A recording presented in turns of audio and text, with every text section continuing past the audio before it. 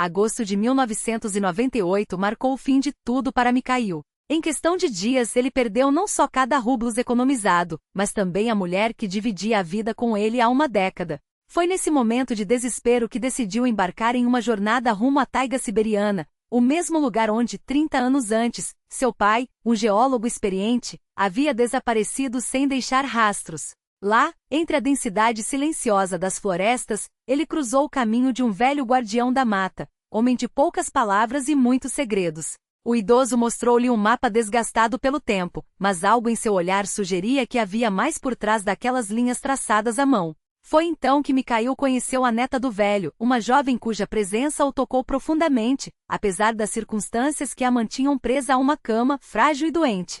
Entre eles nasceu um sentimento inesperado, mas ambos logo descobririam que o verdadeiro desafio não era apenas superar as limitações físicas dela, mas desvendar os mistérios que a taiga guardava há décadas, mistérios que, uma vez revelados, poderiam curar feridas antigas e devolver o que o tempo havia levado. Enquanto isso, em Voronezh, o crepúsculo tingia as ruas desertas com tons violeta, carregando no ar uma melancolia típica do outono que se aproximava. Na oficina semi-iluminada, Mikhail Voronov permanecia imóvel, cercado pelos esqueletos de aparelhos eletrônicos que já não tinham utilidade. Televisores com telas apagadas, rádios mudos, restos de uma era que se esvaía. A luz fraca de uma lâmpada solitária iluminava apenas suas mãos, mãos fortes, marcadas pelos anos de trabalho, com resquícios de solda incrustados na pele. Essas mãos, outrora seu maior patrimônio, agora pareciam inúteis diante da crise que engolia o país. Agosto de 1998 havia caído sobre a Rússia como uma lâmina enferrujada cortando pão duro.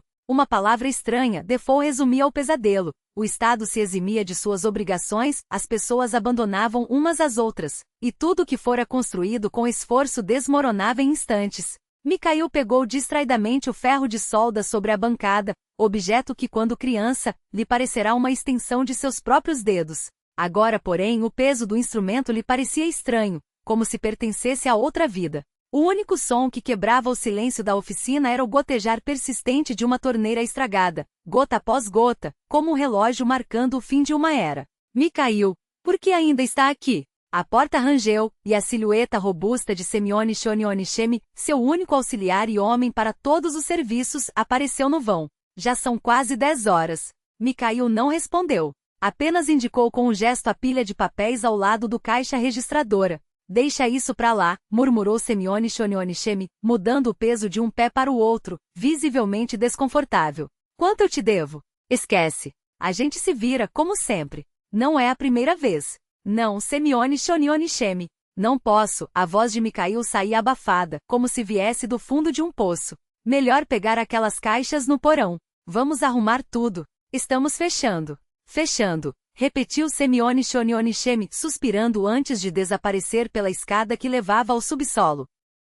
Mikhail aproximou-se da janela. Do outro lado da rua, a fachada iluminada de uma nova loja de eletrodomésticos exibia vitrines repletas de produtos importados, brilhantes e impecáveis. Aqueles estabelecimentos multiplicavam-se pela cidade como cogumelos após a chuva. Quem ainda levaria um velho Rubin ou um Horizon para consertar, quando podiam comprar um Samsung, uma Sony ou uma Toshiba reluzente? Quando Semyon Shonionichemi voltou com as caixas de papelão, Mikhail já estava diante do cofre. Dentro, apenas uma pasta com documentos, um carimbo, alguns maços de rublos agora sem valor e uma fotografia amarelada. Seu pai, Nikolai Sergeyevich Voronov, vestido com um uniforme de geólogo ao lado de um helicóptero. No verso, uma mensagem desbotada. Para meu Michutka. Volto logo. 1966. Não voltou. Mishenka, por que está aqui sozinho? As mãos quentes de Anna Stepanovna pousaram nos ombros do menino de 10 anos, encolhido na janela do quarto do orfanato. Lá fora a neve tardia açoitava o vidro, enquanto o frio dentro do cômodo era tão intenso que o ar saía em vapor da boca das pessoas. Minha mãe vai me buscar? Era a pergunta que ele repetia todos os dias, desde que chegara ao orfanato após a morte da mãe. Anna Stepanovna sentou-se ao seu lado e o abraçou. Sua mãe agora é um anjo, Mishenka. Ela olha por você lá do céu. E meu pai? Ele prometeu que voltaria. O garoto estendeu a fotografia que guardava debaixo do travesseiro. A educadora suspirou.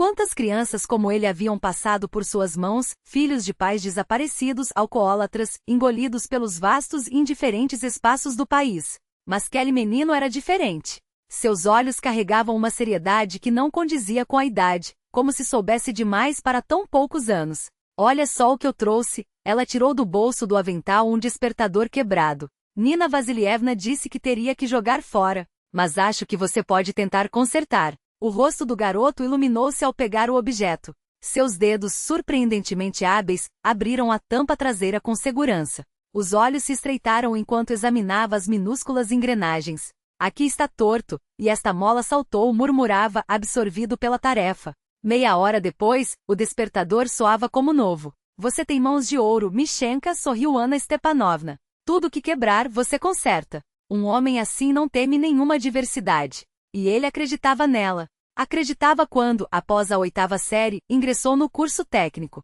Acreditava quando, no exército, foi designado para a área de comunicações. Acreditava nos anos 1980, depois da baixa, ao conseguir um emprego em uma oficina de conserto de televisores e mais tarde, ao ousar aceitar trabalhos clandestinos, reparando equipamentos importados que começavam a entrar no país, gravadores japoneses, rádios alemães, eletrônicos finlandeses. Tudo passava por suas mãos, e tudo voltava a funcionar. Em 1991, quando o país se embriagava com a recém-descoberta liberdade e o caos que a acompanhava, ele abriu sua própria oficina pequena, no semi-porão de um prédio, mas sua. Conheceu Svetlana, uma loira vibrante, extrovertida e cheia de vida.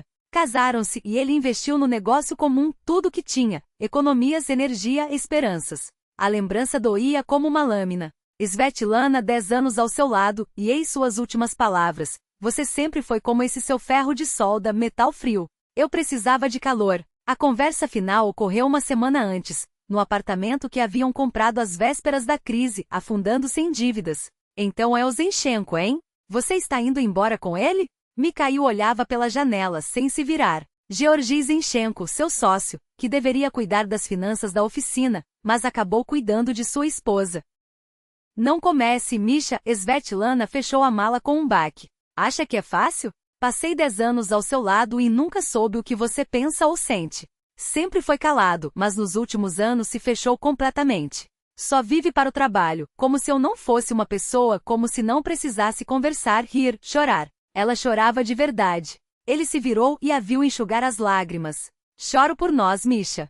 Por tudo que não deu certo. Você nem tenta me segurar. Se tentasse, talvez eu ficasse. Olhou-o por um longo momento, como se quisesse gravar sua imagem. Depois balançou a cabeça. Não, acho que não. Já nos afastamos demais. O Zenchenko diz que não precisa levar nada, interrompeu Mikhail. Ao menos deixe isso. E a casa? O que faremos com ela? Teremos que vender. O financiamento não se paga sozinho. Mas isso é para depois. Ele prometeu ajudar. Svetlana continuou falando sobre divisão de bens, documentos da oficina que estavam em nome de ambos, compensações que lhe eram devidas como sócia. Mikhail ouvia como se estivesse debaixo d'água. Pensava que a oficina já não tinha salvação. Dívidas, fornecedores, impostos. Após o default, tudo triplicara. Quando ela finalmente saiu, ele sentou-se na cozinha com uma garrafa de vodka, mas não bebeu. Que sentido tinha? O álcool não traria de volta a mulher, o negócio ou a vida que tivera. Talvez fosse hora de voltar ao tempo em que suas mãos eram seu único capital, consertando o que estava quebrado. Só que dessa vez parecia que a peça mais importante, ele mesmo, já não tinha conserto. Feche a loja, Misha Semyonishny já havia empacotado tudo. A última ferramenta, um soldador enferrujado, desapareceu na caixa de papelão que Semyonishny carregava. Amanhã cedinho a gente volta, pega o resto. Você pode ir, Semyonishny. Eu fico mais um pouco. O velho hesitou junto à porta, como se quisesse dizer algo, mas apenas balançou a cabeça e saiu. Mikhail ficou sozinho. Os dedos encontraram no bolso as chaves do apartamento que em poucos dias deixaria de ser seu. Para onde ir? Para a família? Que família tinha um órfão de instituição? Poderia dormir na própria oficina. Mas então seus olhos caíram sobre a pilha de contas não pagas, telefone, luz, aluguel e impostos. Tudo de repente parecia inútil, sem sentido. Reuniu os papéis em um balde velho, jogou solvente por cima e riscou um fósforo. As chamas irromperam vorazes claras, refletindo-se nos vidros vazios dos televisores desmontados. Faíscas dançavam pelas paredes como sangue escorrendo. Foi naquele instante que soube. A decisão já estava tomada. Voltaria ao lugar onde seu pai começara e terminara seu caminho, a Sibéria, pelas trilhas da taiga que um dia engoliram o rastro de Voronov. Não para trabalhar, mas para buscar. Talvez finalmente entendesse para onde o pai desaparecera. E o que ele próprio deveria fazer agora. Tirou a fotografia do bolso. O fogo no balde tingia de laranja o rosto jovem do pai, sorridente, com os mesmos olhos cinzentos que Mikhail herdara. Ao fundo, um helicóptero. Mais além, a taiga sem fim. Estou indo até você, pai sussurrou. Chega de fugir do passado. As contas queimavam, transformando-se em cinzas leves. Algo se rompia, terminava para sempre. Mas além dos Urais, entre cedros centenários e pântanos silenciosos, escondia-se outra vida. Uma vida que Mikhail não conhecia, mas que o puxava como um filhote de lobo órfão de volta ao seu território ancestral. Fechar os olhos foi o suficiente para ouvir o sussurro áspero do vento nas copas dos cedros. A taiga o chamava para casa. O velho Ziguli, cor de metalizado desbotado, engolia quilômetros de asfalto esburacado, sacolejando nas lombadas como um cavalo teimoso em obstáculos. Mikhail apertava o volante rachado, quase sem notar a mudança das paisagens além do para-brisa. Primeiro, os campos infinitos da Rússia europeia, esgotados, mal cuidados com aldeias esparsas onde casas tortas exibiam janelas vazias como órbitas ocas. Depois, os Urais majestosos com suas florestas impenetráveis e lagos azuis onde nuvens baixas pareciam ao alcance da mão. Aquele carro era o último vestígio de sua vida anterior. Uma cestinha enferrujada nos paralamas, comprada no fim dos anos 1980 por uma fortuna da época. No porta-malas cabia tudo o que lhe restava. Uma mala com roupas, uma caixa de ferramentas, 2 livros e a foto do pai dentro de uma lata de biscoitos amassada. A estrada desfilava para trás como a fita de um filme antigo, tremida e riscada, mas estranhamente familiar. Mikhail esquadrinhava cada árvore, cada cidade, cada rio que passava, como se procurasse naqueles fotogramas desbotados uma cena que explicasse tudo. O pai, ele mesmo, a vida que se fechará em um círculo tão inesperado. Voltar aos círculos de outrora passou-lhe pela cabeça. Onde teria lido aquilo? Talvez na Bíblia que a educadora Ana Stepanovna lia em segredo para as crianças do orfanato. Ela era religiosa e naqueles tempos isso poderia custar-lhe um emprego, ou pior. Mas não tinha medo. O mais terrível é deixar uma criança sem alma, dizia. Para onde tão longe, rapaz? Perguntou-lhe um velho frentista em um posto além de Tiumen, examinando as placas de Voronezh no carro. Região de Tons. Para Kedrovka.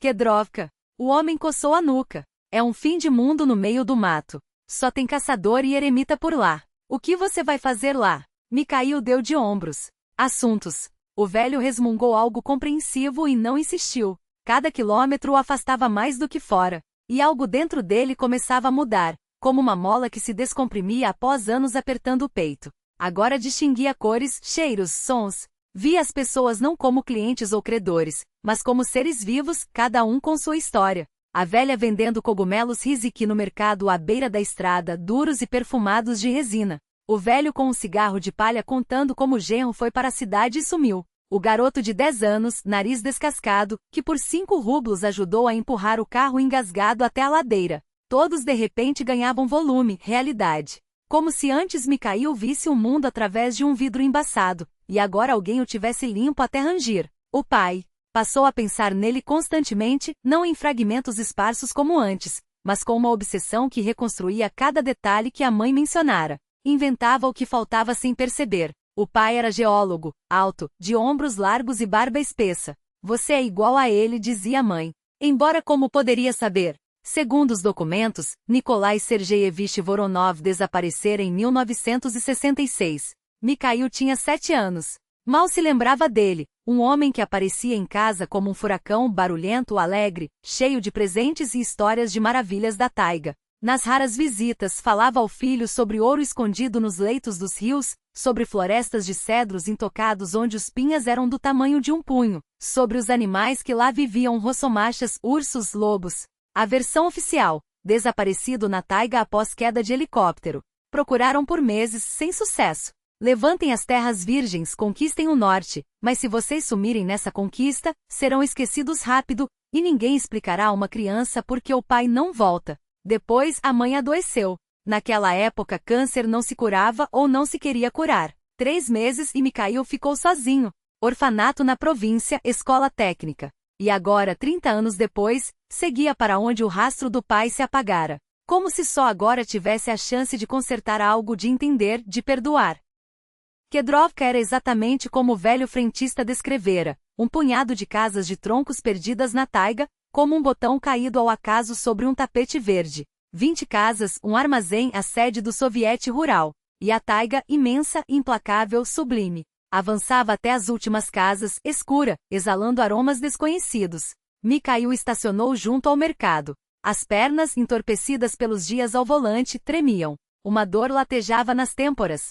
Empurrou a porta rangente do silpo e entrou no ambiente escuro, impregnado do cheiro de pão, arenque e algo mais, um aroma camponês esquecido e ao mesmo tempo íntimo, como a memória de um sonho. Bom dia, disse, voz rouca. A atendente, uma mulher corpulenta de traços largos como modelados em argila, ergueu os olhos da gazeta local. E a você também, meu caro. O que precisa? Um lugar para passar a noite. E informações sobre geólogos que trabalharam aqui nos anos 1960. A mulher estreitou os olhos, examinando-o da cabeça aos pés, não com desconfiança, mas com a curiosidade natural da gente do campo. Geólogos, hein? Faz tempo que não vem por aqui. E o que quer com eles? Procuro meu pai. Era geólogo. Desapareceu nestas bandas. Ai meu Deus! Ela juntou as mãos. Quantos anos já se passaram? Como ele se chamava? Nikolai Sergeyevich Voronov. A mulher franziu a testa como se revirasse memórias antigas em um baú empoeirado. Voronov, Voronov, repetiu balançando a cabeça. Não, o nome não me soa familiar. Mas você deveria falar com Piotr Matievich. Ele foi guarda florestal por anos, conhecia cada palmo desta taiga como a palma da mão. E é mais velho que eu, talvez se lembre de algo. Onde encontrá-lo? Ela apontou para o fim da vila. É a última casa, bem na beira da floresta. Não tem como errar. Tem as persianas vermelhas brilhantes como sangue fresco nas tábuas escurecidas pelo tempo. Mikhail encontrou a casa sem dificuldade. Ela ficava um pouco afastada das outras, como se a própria taiga a tivesse empurrado para a borda do mundo habitado. Sólida, robusta, com paredes grossas que pareciam ter crescido da terra, não construídas sobre ela. E de fato, as persianas vermelhas, um vermelho vivo, quase agressivo, como as asas de um pássaro exótico, destacavam-se contra a madeira enegrecida pelas décadas. O pátio estava varrido com esmero, lenha empilhada em fileiras perfeitas, o alpendre limpo, sem um único galho ou folha fora do lugar. Era possível ver, mesmo de longe, que aquele homem era meticuloso, de uma disciplina que só o tempo e a solidão conseguem forjar. Mikhail empurrou o portão de madeira que rangeu levemente e entrou no pátio. Zdravstvui, dobre Chelovek, uma voz calma e profunda rompeu o silêncio, como se viesse das próprias entranhas da terra. Ele levantou os olhos. No alpendre, erguido como um carvalho antigo, estava um velho alto, de barba espessa e branca, que caía sobre o peito em ondas bem cuidadas. Apesar dos anos, ou talvez por causa deles, suas costas permaneciam retas e os olhos, claros e penetrantes, fitavam Mikhail com uma intensidade que parecia atravessá-lo de lado a lado, como se lessem não apenas seu rosto, mas também o que havia por trás dele. Zdravstvuyte, respondeu Mikhail, sentindo a garganta seca. Já sei por que você veio, disse o velho, acenando com a cabeça. Na vila, as notícias voam mais rápido que os corvos. Ele fez um gesto com a mão calejada, convidando-o a entrar. Entre, Sinok. A estrada não deve ter sido fácil. Dentro da casa, o ar era denso com cheiros que Mikhail não sentia havia anos. Ervas secas penduradas junto ao teto, resina de pinheiro, pão recém-assado. A enorme pecha, o coração daqueles lares russos, ocupava quase um terço do único cômodo, irradiando um calor que parecia abraçar as pessoas. Ao redor, móveis de madeira rústica feitos à mão, mas tão bem trabalhados que cada peça parecia ter sido esculpida para durar séculos. Nas paredes, fotografias amareladas em molduras de metal, peles de animais esticadas, uma espingarda de caça pendurada em pregos enferrujados. No Krasny Ugol, o canto sagrado da casa, uma ícone antiga, diante da qual uma pequena lambádica tremeluzia com uma chama fraca, como um olho que observava tudo em silêncio. Sente-se à mesa, indicou Piotr Matievich, apontando para um banco de madeira lisa. Vou lhe dar algo para comer. A estrada deve ter aberto seu apetite, não é? Mikhail assentiu, e só então percebeu o peso das últimas semanas. As noites em claro, as paradas em postos de gasolina sujos, as refeições apressadas em lanchonetes de beira de estrada, tudo isso desabou sobre ele de uma vez. Como se a exaustão tivesse esperado justamente aquele momento para se revelar. Ele deixou-se cair no banco e passou a mão pelo rosto, sentindo a barba por fazer arranhar sua palma. O velho colocou sobre a mesa uma tigela de barro com chifre fumegante, a sopa de repolho e carne que eram um dos pilares da cozinha russa, um pedaço grosso de pão preto e um saleiro de madeira. A fumaça subia em espirais, carregando consigo o cheiro de cogumelos silvestres, de carne defumada, de algo que só poderia nascer em uma panela sobre o fogo vivo. Coma, disse Piotr Matievich, sem cerimônias. Recupere suas forças. Depois, você me conta o que o trouxe até este canto do mundo. Mikhail mergulhou a colher de madeira na sopa, e a cada golada sentia o calor se espalhar pelo corpo, como se cada talher fosse um fôlego de vida sendo devolvido a ele. Era uma comida simples, mas verdadeira, não aquela coisa insossa de recipientes de plástico, esquecida no micro-ondas, e sim algo feito com o que a terra dava, cozido em fogo de lenha com tempo e cuidado. Quando esvaziou a tigela, ele soltou um suspiro profundo, como se tivesse acabado de acordar de um longo sono. Obrigado, murmurou. Há muito tempo não comia algo assim. Sua mãe com certeza cozinhava melhor, comentou o velho, com um meio sorriso nos lábios. Não tive mãe por muito tempo. Cresci em um orfanato. Piotr Matievich franziu o senho e balançou a cabeça lentamente como se carregasse o peso daquelas palavras. A vida não foi fácil para você, Sinok. Ele suspirou. Mas não é só com você. Nosso tempo também foi de ruínas. Em 37, depois da guerra, os olhos dele se perderam por um instante, como se revivessem algo que preferiria esquecer. O importante é permanecer humano, não importa o que aconteça. E então, como se uma represa tivesse se rompido dentro dele, Mikhail começou a falar. As palavras saíam desordenadas, às vezes tropeçando umas nas outras, como se tivessem sido presas por anos e agora finalmente encontrassem uma saída. Falou do pai, o geólogo que havia desaparecido naquela mesma taiga décadas antes, da mãe, que não resistira à ausência e se apagara como uma vela ao vento, do orfanato, da oficina que construíra do zero e perdida em um instante, da esposa que partirá, das dívidas que o sufocavam. Falava sem parar, como se cada palavra o libertasse de um fardo invisível, e o velho ouvia em silêncio, apenas assentindo de vez em quando sem julgar, sem interromper. Seus olhos, aqueles olhos que já haviam visto tanto, não demonstravam piedade, mas uma compreensão profunda, como se reconhecessem naqueles fragmentos de vida algo que também fizera parte da sua própria história. Quando Mikhail finalmente calou-se, o único som no cômodo era o estalar da lenha na pecha, como se a própria casa respirasse junto deles. Seu pai, disse Piotr Matievich, quebrando o silêncio. Você disse que ele se chamava Nikolai? Mikhail assentiu, contendo a respiração. O velho coçou a barba, pensativo. Voronov, o nome me soa familiar. A taiga não esquece quem anda por seus caminhos, especialmente aqueles que a tratam com respeito. Ele fez uma pausa. Talvez eu o tenha conhecido. Mas a memória já não é o que era. Os anos roubam mais do que os cabelos. Levantou-se do banco com um gemido surdo e foi até um armário antigo, de onde retirou um caderno gasto, com capa de plástico rachado pelo tempo. Quando era guarda florestal, anotava tudo. Geólogos, caçadores, animais. Dava um jeito de registrar. Olha aqui. Mikhail abriu as páginas amareladas com cuidado, como se temesse que elas se desintegrassem ao toque. Era um diário meticuloso com datas, nomes, eventos descritos em uma caligrafia firme. E lá, entre as anotações de 1966, uma entrada o fez prender a respiração. Julho.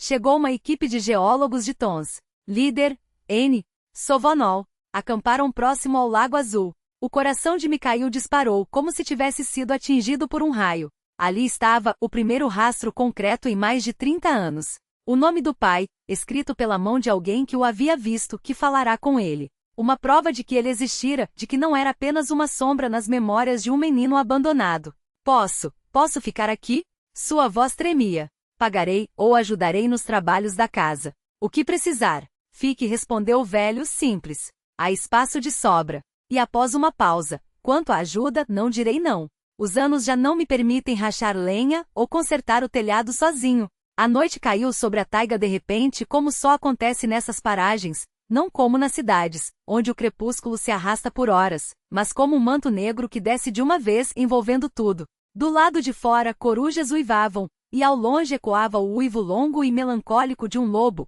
um som que erguia os pelos da nuca e fazia a pele formigar. Mikhail deitou-se em um banco largo, coberto por tapetes tecidos à mão, e ouviu aqueles sons noturnos, enquanto Piotr Matievich dormia sobre a pecha, ronronando baixinho. Ele não conseguia fechar os olhos. Sentia a taiga respirando do outro lado das paredes, antiga, sábia, impenetrável, a mesma taiga que engolira seu pai décadas antes. Na manhã seguinte, eles estavam novamente à mesa. Raios de sol filtravam-se pelas janelas limpas, desenhando quadrados dourados no chão de madeira. Piotr Matievich retirou debaixo de um tapete uma caixa de metal enferrujada. Olhe isto, disse, abrindo-a com cuidado. Guardo aqui mapas, inclusive alguns que os geólogos deixaram para trás. Ele desdobrou sobre a mesa um mapa desgastado, cujas cores haviam desbotado com o tempo. Mikhail segurou a respiração. Ali estavam os contornos de lagos, rios, cordilheiras, e à beira de um lago cujo formato lembrava uma ferradura, uma anotação à tinta. Base da expedição Voronov NS, 1966. Isso?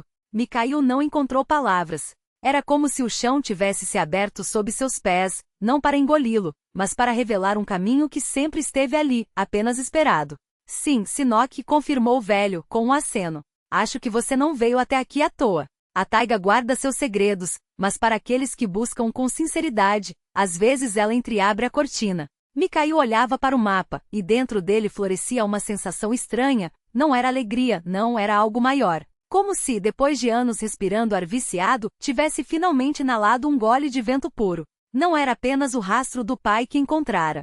Era o caminho de volta para casa. Do lado de fora, os cedros sussurravam, e seus murmúrios misturavam-se à respiração tranquila do velho guarda-florestal. A taiga acolhia Mikhail como uma mãe acolhe o filho pródigo, sem reproches, sem perguntas. Apenas abria os braços e dizia: Ty Vernucia.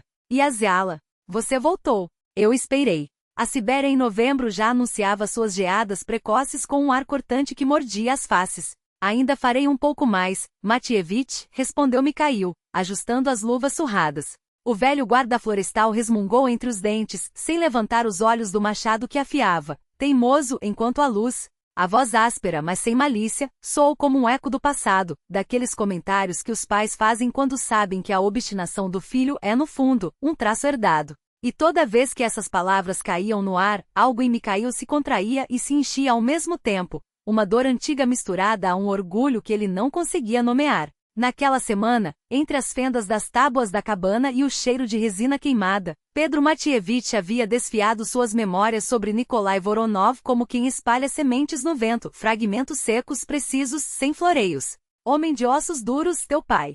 Tratava a taiga como se fosse pessoa. Pedia licença antes de cortar um galho, agradecia quando caçava. Não era daqueles que falam por falar, quando abria a boca valia a pena ouvir. Os pedaços da história iam se encaixando como lascas de um quebra-cabeça. O hábito de ler à beira do fogo, o caderninho de anotações que nunca saía do bolso, os olhos cinzentos, iguais aos teus, só que mais vivos, rapaz. Mais leves que nem o céu antes da tempestade. O velho não tinha pressa nem paciência para mentiras. Se uma lembrança escapava, encerrava o assunto com um aceno, não direi. Poderia inventar, mas para quê? Tu não queres fumaça, queres fogo. E era verdade.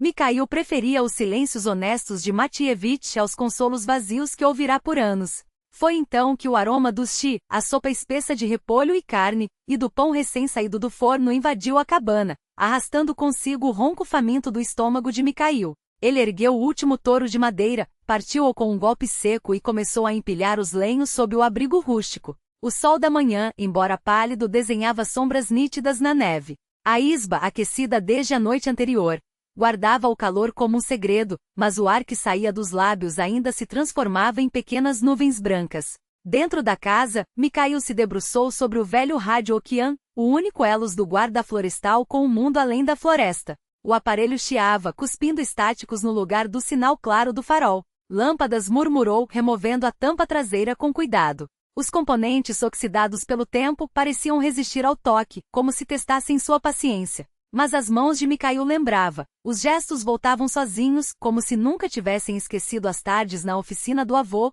onde, ainda menino, ele desmontava rádios iguais àquele, fascinado pela magia daqueles circuitos que transformavam o silêncio em voz.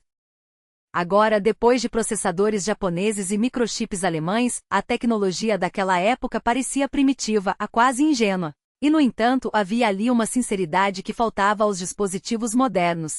Cada peça tinha um peso, uma função palpável. Ele limpou os contatos, apertou parafusos soltos e o rádio, como um animal adormecido que reconhece o dono, começou a emitir um zumbido mais suave, quase agradecido. Ei, mestre, aprovou Matievich, observando de longe. Já pensei que teria que arrastar essa coisa até o distrito. Mas tu, veja só. Mikhail esboçou um sorriso torto. Aquela vida lenta, pontuada por tarefas simples e concretas, ia se infiltrando nele como água em terra seca. As corridas contra relógios, as planilhas, os juros do banco. Tudo isso, que antes pareciam os eixos do mundo, agora lhe soavam como um ruído sem sentido. Ali, entre as paredes de madeira escura e o cheiro de pinho, ele se sentia, pela primeira vez em décadas, no lugar certo. O sol já inclinava para o oeste quando o som de um motor rompeu o silêncio. Será a Nilta? Levantou-se Matievich súbito, como se uma mola o impulsionasse. Mais cedo que o esperado. Ele se apressou em direção à porta, enquanto Mikhail permaneceu à mesa, de repente imóvel, como se suas mãos tivessem esquecido como se mover.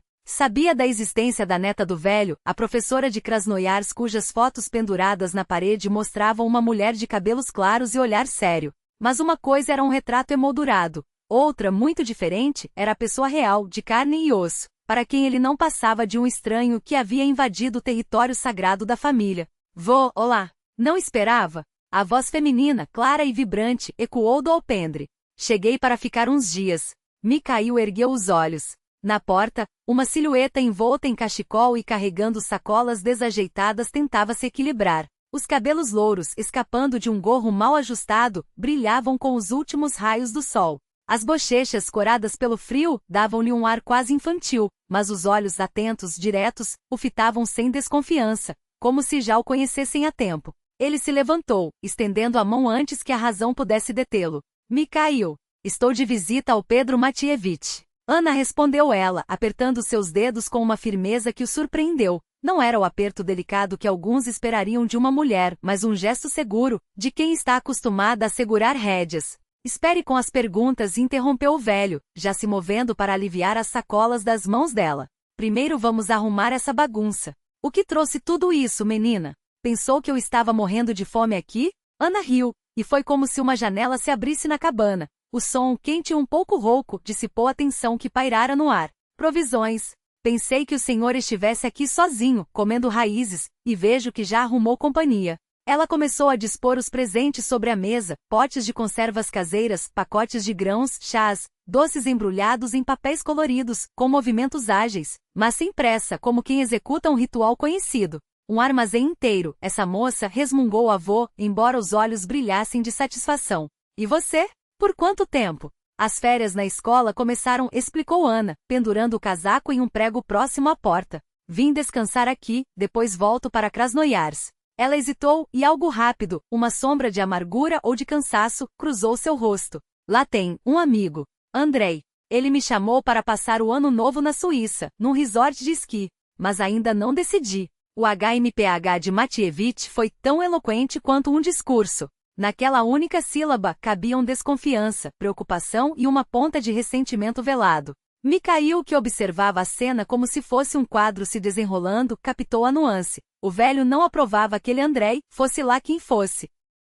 A noite caiu de vez, e a cabana se encheu do crepitar das lenhas na lareira. As sombras dançavam nas paredes, desenhadas pelo fogo, enquanto lá fora a escuridão era tão densa que só a lua, quando conseguia furar as nuvens, riscava o chão de prata. O cheiro de pão quente, de ervas secas e daquela limpeza peculiar dos lares rurais, onde cada canto é esfregado até brilhar pelas mãos de mulheres que não conhecem a palavra, desleixo envolvia tudo. Jantaram em silêncio confortável, aquele tipo de quietude que só existe entre pessoas que não precisam encher o ar com palavras. Mikhail descobriu surpreso que não sentia a necessidade de medir cada frase, de calcular impressões. Podia simplesmente estar, cansado, perdido, em busca de respostas, sem que isso fosse julgado ou questionado.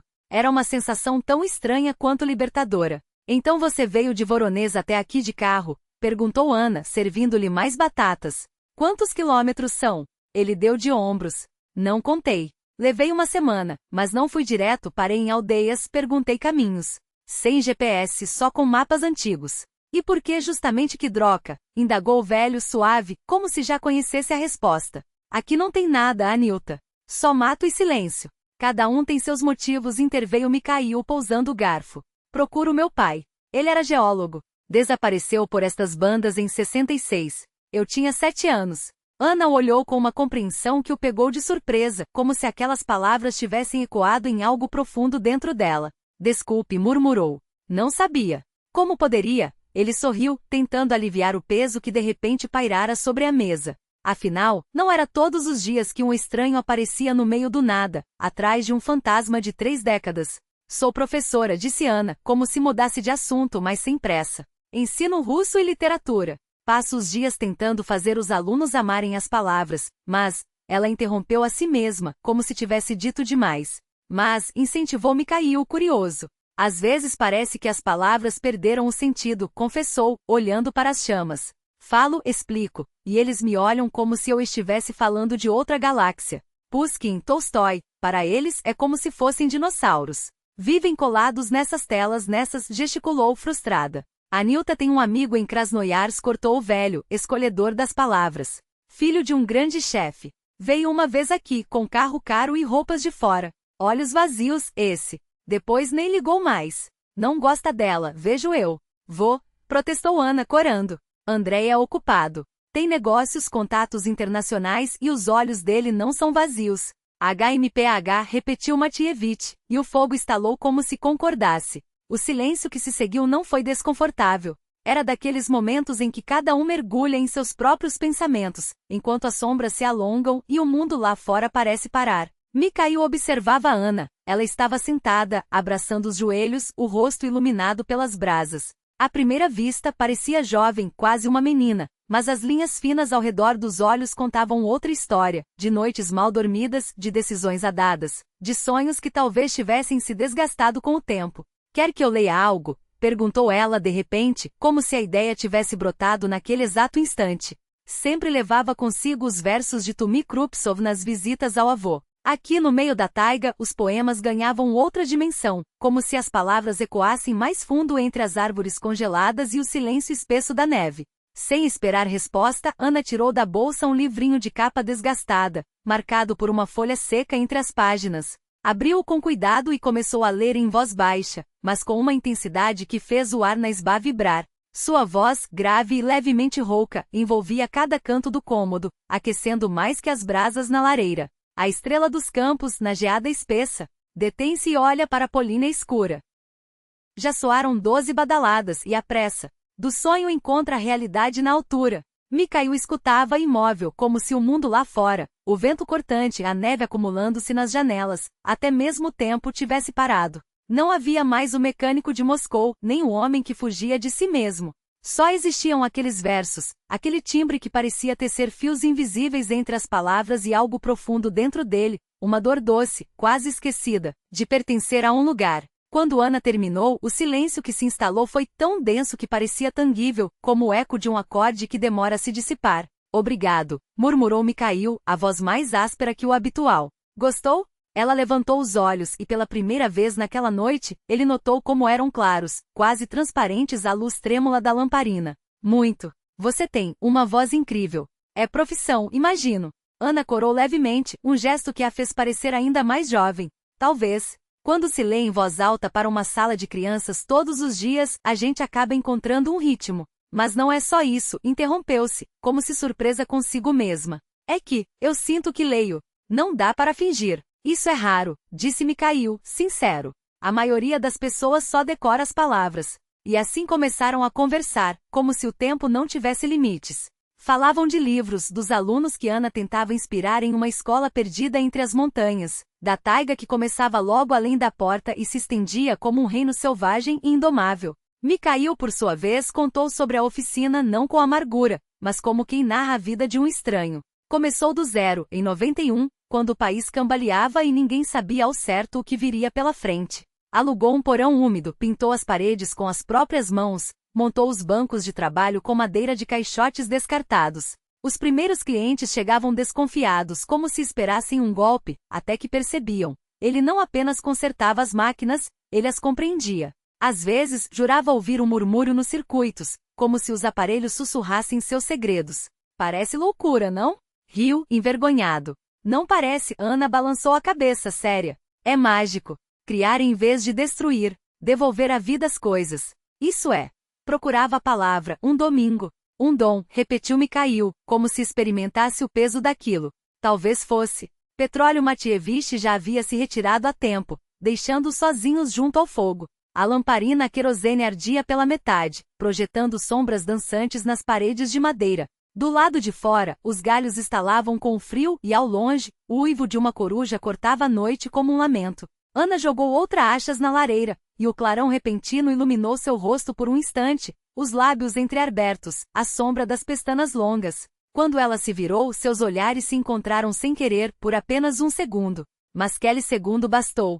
Foi como um choque elétrico, uma corrente que percorreu o espaço entre eles, tecendo um fio invisível. Mikhail sentiu, de repente, que aquela mulher não era apenas a neta do velho que o acolhera, nem uma desconhecida no caminho. Havia algo nela que ressoava dentro dele, uma ferida semelhante, uma busca que não se rendera. Ana também deve ter percebido. Afastou-se levemente como se assustada com a proximidade inesperada, e baixou os olhos, brincando com uma mecha de cabelo num gesto mecânico desnecessário. Já é tarde, disse, quase um sussurro. Acho que devíamos dormir. Sim, concordou Mikhail. Amanhã acordamos cedo. Mas nenhum dos dois se mexeu. Permaneceram ali, imóveis, sem se olhar, mas cientes de cada respiração, de cada movimento mínimo do outro. Naquele silêncio, algo novo começava a nascer, ainda sem nome, ainda vago, mas já suficiente para alterar a própria textura do ar ao redor. Lá fora, os primeiros flocos de neve do ano começaram a cair, grandes e fofos, envolvendo a taiga em um manto branco. A floresta se aquietava, preparando-se para o longo sono do inverno. E na pequena isba à beira do vilarejo, dois estranhos que a vida havia cruzado sem aviso tentavam entender o que acabará de acontecer entre eles, e o que fazer com aquilo. O velho escapara apenas com alguns hematomas, mas ela não tivera tempo de terminar a frase. O telefone sobre a mesa soou de repente e imperioso. Piotr Matveevich agarrou o aparelho com um gesto brusco. Alô? Sua voz era áspera, tensa. Sim, sou eu, Kedrois. Anilta. Como está ela? O que aconteceu? Mikhail observou o rosto do velho se transformar a cada segundo da conversa. Os ombros afundaram, a mão que segurava o telefone começou a tremer. Quando Piotr desligou, seu olhar estava vazio, como se algo vital lhe tivesse sido arrancado. Fratura por compressão da coluna, murmurou, e cada palavra parecia lhe custar um esforço sobre-humano. Está consciente, mas não consegue se mexer. Precisa de cirurgia, em Moscou. E é caro. Muito caro. Uma onda de frio percorreu Mikhail de dentro para fora. Ele sentiu o peso daquelas palavras como se fossem pedras em seu peito. Vamos para Krasnoyarsk. Agora. A estrada está bloqueada pela neve, balançou a cabeça Nina Vassilievna, pragmática. Até o amanhecer ninguém passa. Então saímos ao amanhecer, afirmou Mikhail firme. Eu guio.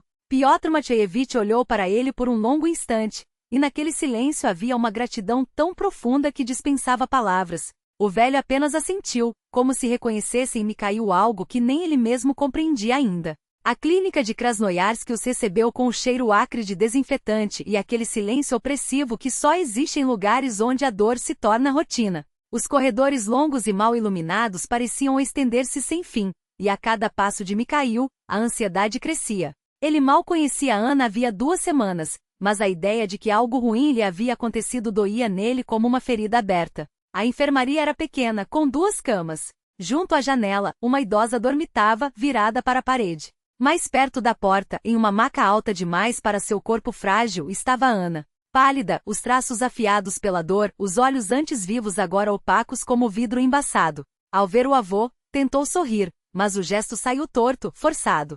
Deducha, sussurrou e sua voz quebrou. Você veio. Piotr Matveevich sentou-se ao lado da neta, pegou sua mão, tão pequena, tão quebradiça entre seus dedos calejados, e apertou-a como se pudesse, só com isso, devolver-lhe a força.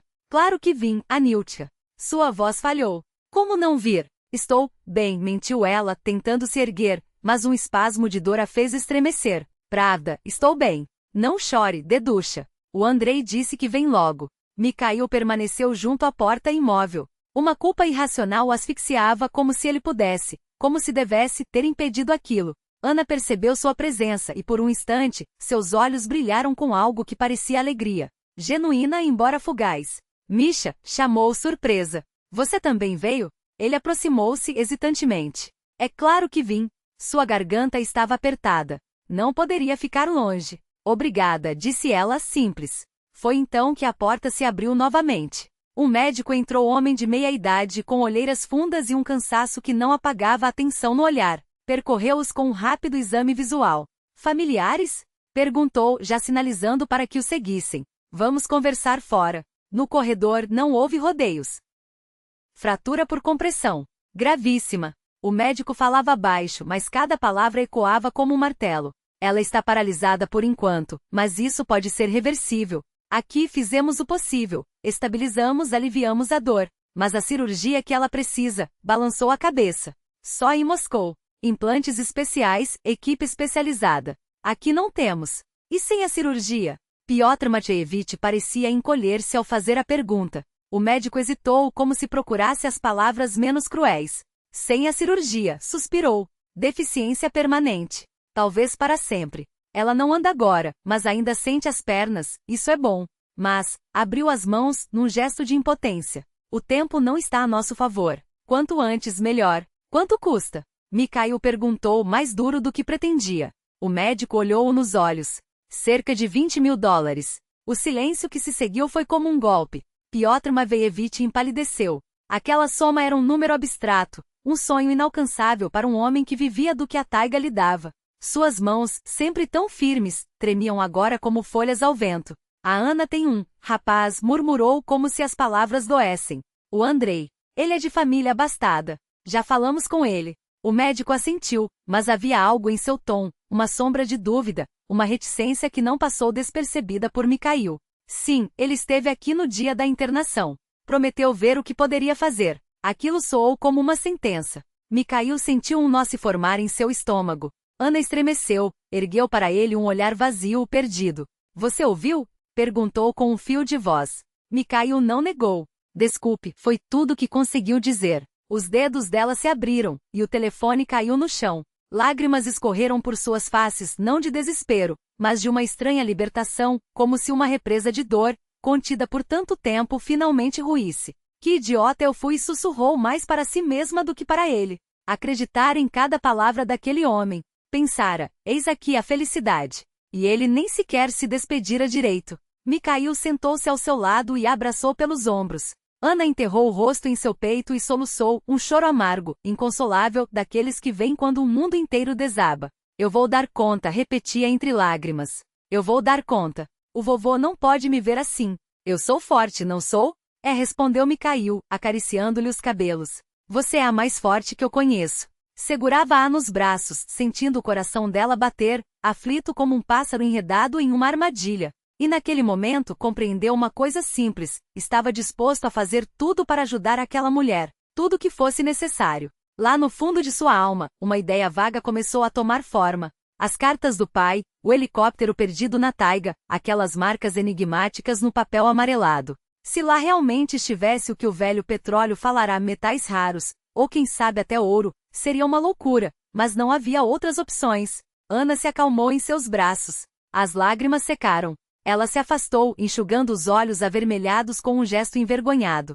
Desculpe, não costumo ser assim, uma chorona. Você não é chorona, disse Mikhail firme. Você é humana. E uma pessoa muito boa. E agora, o que eu faço, Misha? Havia um tom de desamparo em sua voz. Sem a operação, eu não vou conseguir andar. E não temos dinheiro. As palavras pairaram no ar como uma sentença. Mikhail, porém, surpreendeu a si mesmo. Vão ter, afirmou com uma convicção que não sentia. Eu prometo, Ania. O dinheiro vai aparecer. Ainda não sabia como cumpriria aquela promessa. Na porta apareceu Petróleo Matveevich. Ana, instantaneamente, forçou um sorriso. Vovô, demorou tanto. O médico disse algo novo? O velho balançou a cabeça. Não, Anutia. Ainda é a mesma coisa, precisa da operação. Eu dou conta, vovô, repetiu ela com uma firmeza que não condizia com o tremor em suas mãos. Mikhail os observava, dois seres queridos tentando ser corajosos um para o outro, escondendo o medo atrás de uma máscara de segurança. E sentiu dentro de si a determinação endurecer como aço. Precisava voltar à taiga, encontrar o que seu pai deixará para trás. Salvar Ana, a mulher que em apenas 2 semanas tornará-se mais importante do que qualquer outra pessoa em sua vida. Os dias de janeiro arrastavam-se lentos, como resina congelada nos troncos dos cedros centenários. O tempo no hospital tinha seu próprio ritmo, irregular, marcado por procedimentos, rondas médicas e raros momentos de tranquilidade entre as ondas de dor. Mikhail alugara um quarto minúsculo perto da clínica, com um sofá afundado e papéis de parede descascados, mas não precisava de mais nada. Petróleo Matievich, a princípio, insistira em ficar, mas Mikhail convenceu o velho a voltar para Kedrovka e cuidar da casa. Não se preocupe, Matievich dissera. Estarei com ela todos os dias. Assim que houver notícias, ligo para o Soviete Rural. O velho resistiu, mas acabou cedendo. Antes de partir, chamou Mikhail até a janela do hospital e lhe entregou um papel amarelado. Aqui são as coordenadas exatas do lugar onde o helicóptero do seu pai caiu. Não te mostrei tudo antes. Achava que não era a hora. Agora parece que é. Mikhail guardou o papel com cuidado no bolso do casaco. Obrigado, Matievich. Vá até lá, disse o velho, pousando uma mão enrugada em seu ombro. Talvez encontre algo. E eu sei, você não vai abandonar a Anutia. Vejo como olha para ela. Mikhail quis protestar, mas as palavras ficaram presas na garganta. Que sentido teria negar o óbvio? De novo você sorriu, Ana, quando ele entrou no quarto com um buquê de crisântemos. Todo dia aparece.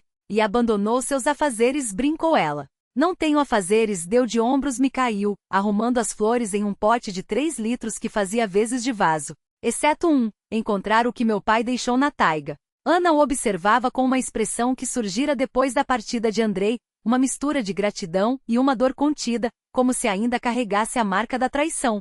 O Andrei, ele disse que eu sou um peso, que tem coisas mais importantes do que se ocupar de uma aleijada. Mikhail sentou-se na beirada da cama e tomou sua mão com cuidado. Então ele não é homem. Um homem de verdade não abandona, principalmente quando as coisas ficam difíceis. Mas nós mal nos conhecemos e você não me deixou, murmurou ela. Sou diferente, foi tudo que ele respondeu. Não disse que a amava desde o primeiro instante, quando a vira na porta da cabana do velho. Não disse que nela encontrara algo que lhe faltara a vida inteira. Palavras grandes demais, frágeis demais. Porque sei como é ser abandonado, admitiu por fim. Conversavam por horas sobre livros, sobre a taiga, sobre seus alunos, sobre sua oficina. Redescobriam um ao outro, como se tivessem se conhecido apenas na véspera. Afinal, haviam dividido apenas 2 semanas naquela cabana no fim do mundo, e a cada diálogo ficavam mais próximos, mais íntimos.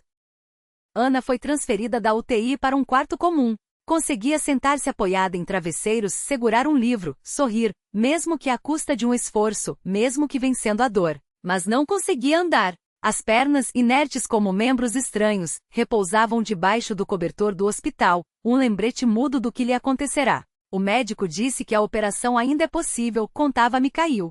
Mas quanto mais tempo passa, mais difícil fica a recuperação, e mais caro. Ele assentia, tentando não deixar transparecer a ansiedade. Já estivera na clínica, falará com os médicos sem Ana. Sabia que as chances diminuíam a cada dia. Sabia também que o dinheiro arrecadado pela aldeia mal daria para a entrada. Após cada visita ao hospital, Mikhail partia para a floresta, não para um parque urbano, mas para a taiga de verdade, que começava logo após os limites de Krasnoyarsk. Vagava por horas, estudando os mapas, buscando a referência que o velho indicara. Voltava tarde, congelado, exausto, mas com forças renovadas para o dia seguinte. Janeiro foi um mês de neve e geada. A taiga estava engessada pelo gelo, crepitante com o frio. O hálito saía em nuvens brancas que logo congelavam, depositando-se como geada no colarinho da jaqueta. Mikhail seguia por uma trilha estreita de caçadores, checando a bússola. Em algum lugar daquele mar infinito de árvores estava a clareira com os restos do helicóptero do pai. Parou, consultou o mapa que o velho lhe dera. Pelas marcas, o local do acidente deveria ficar logo além daquele morro baixo, coberto por pinheiros jovens. De repente, à direita, um uivo rouco e dolorido rasgou o silêncio, um lobo, agudo, como se algo pequeno pedisse socorro. Mikhail imobilizou-se, ouvindo. O som repetiu-se queixoso, desesperado. Cautelosamente avançou na direção do ruído, afastando os galhos cobertos de neve. Em uma pequena clareira, à sombra de um cedro imenso, avistou uma loba jovem com o flanco ensanguentado. O animal jazia na neve, e gotas vermelhas espalhavam-se ao redor, formando manchas escuras. Ao lado, um pequeno emaranhado de pelo cinzento mexia-se um filhote, ainda cego, com uma pelagem quase imperceptível. A loba rosnou ao vê-lo, tentando erguer-se nas patas, mas caiu de novo. Seus olhos dourados brilhavam com desespero e medo. Tentava proteger a cria, mas as forças a abandonavam. Mikhail aproximou-se devagar, evitando movimentos bruscos. Via a ferida, profunda e irregular. Canto do corredor. Ana dormia, exausta com o pequeno Seri, agora envolto em um cobertor de lã, aninhado ao seu lado. O filhote, que antes tremia de frio e medo, agora respirava tranquilo, aquecido pelo calor humano. O avô de Mikhail, Piotr Matveyevich, aproximou-se da cama em silêncio, observando a cena com olhos úmidos. Seus dedos calejados, marcados por décadas de trabalho na taiga, tremiam levemente ao tocar a cabeleira prateada da neta. Ela está melhor? Perguntou em voz baixa, como se temesse acordá-la. Sim. A febre baixou ontem à noite, respondeu Mikhail, passando a mão pelo rosto cansado. Mas os médicos dizem que ainda é cedo para comemorar. Piotr assentiu, sem tirar os olhos de Ana. Seu olhar, antes duro como o gelo siberiano, agora carregava algo que Mikhail não via há anos, uma mistura de culpa e ternura. O velho geólogo suspirou fundo, como se carregasse nas costas o peso de todas as mentiras não ditas. Você disse que encontrou o helicóptero, murmurou finalmente. E o que mais? Mikhail hesitou. Não era o momento nem o lugar para revelar tudo, não com Ana ali frágil e os médicos fazendo rondas a cada hora. Mas também não podia mais guardar aquilo sozinho. Encontrei o passaporte dele, disse, baixando ainda mais a voz. Do meu pai. E mapas. Ele descobriu o ouro, avô. Veio rico. E morreu por causa disso. Os olhos de Piotr se arregalaram, não de surpresa, mas de reconhecimento. Como se aquela verdade finalmente pronunciada confirmasse algo que ele já sabia e temia há décadas. Zoloto repetiu, quase em um sussurro. Sempre soube que era por isso.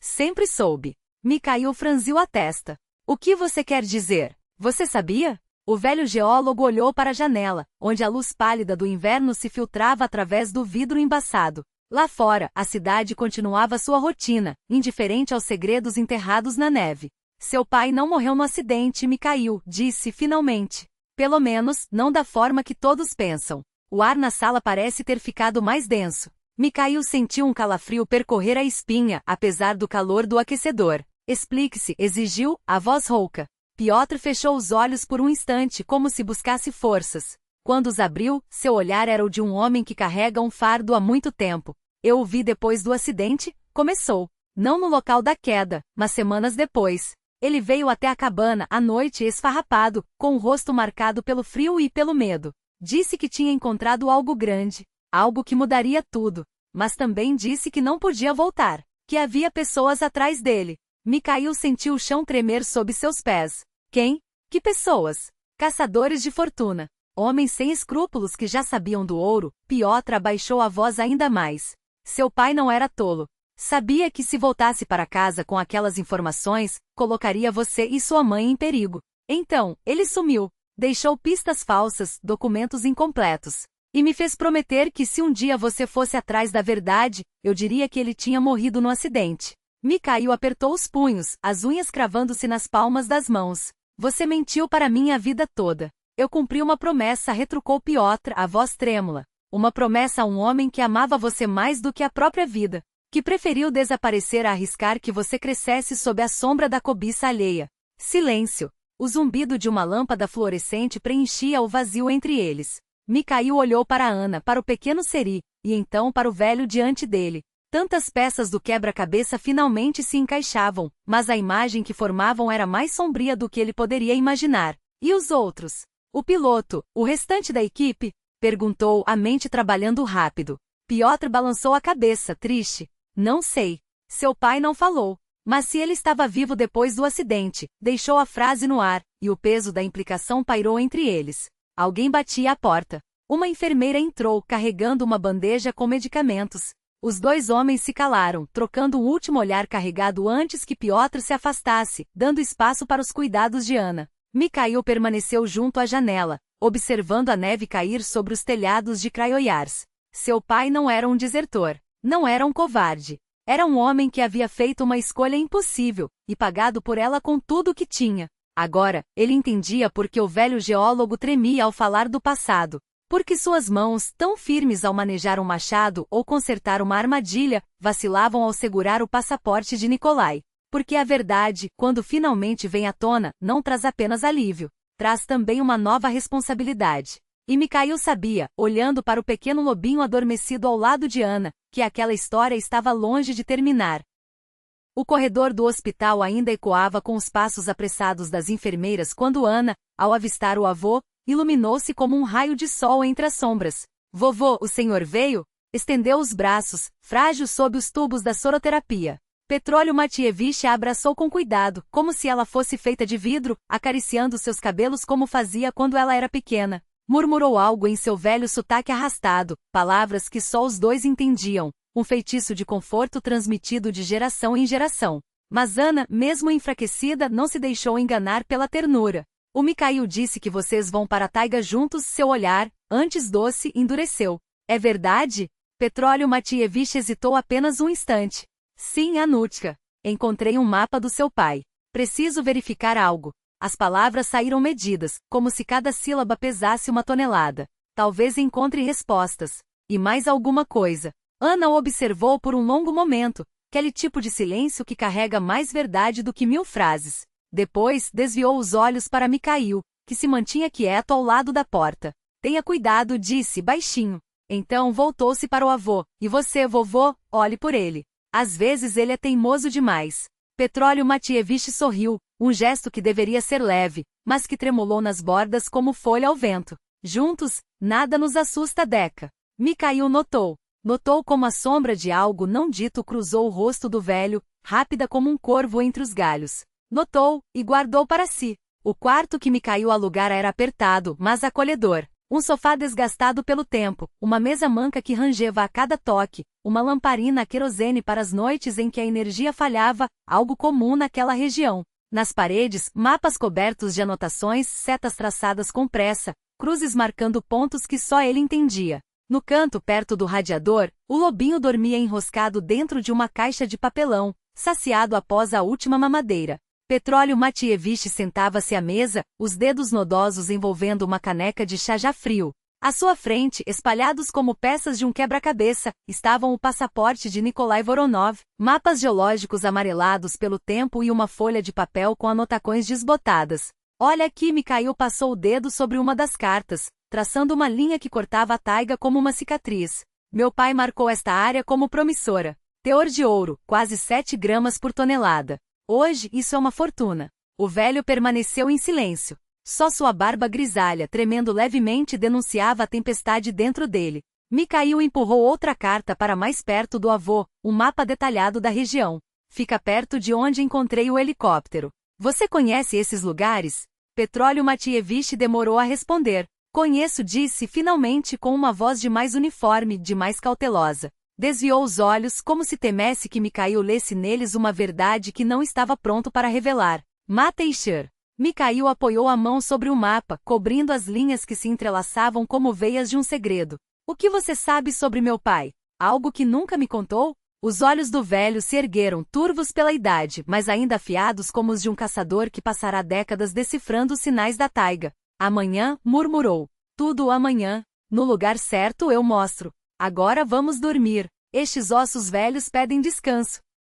O amanhecer chegou cortante, o ar tão límpido que doía respirar. Saíram ainda na penumbra do alvorecer, no velho oásis que Mikhail alugara de um conhecido de Petróleo Matievich. Levaram esquis, mochilas recheadas de comida e roupas quentes, lanternas, um machado. Tudo que a taiga invernal poderia exigir, ou tudo que eles imaginavam que poderia ser útil. A viagem levou quase 3 horas. Primeiro pela estrada asfaltada, depois por uma picada de terra quase apagada pela neve, até que o carro teve que se espremer entre árvores, avançando por uma trilha que mais parecia um rastro de animais do que um caminho. Petróleo Matievich sentava-se ao lado, tenso como um arco prestes a disparar. O lobinho Seri dormitava no banco traseiro, enroscado em si mesmo.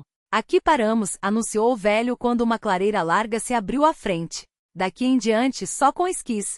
E assim seguiram, cortando a neve virgem. Petróleo Matievich à frente e Mikhail atrás, carregando Seri na mochila. A trilha serpenteava entre os troncos, subia morros suaves, mergulhava em ravines congeladas.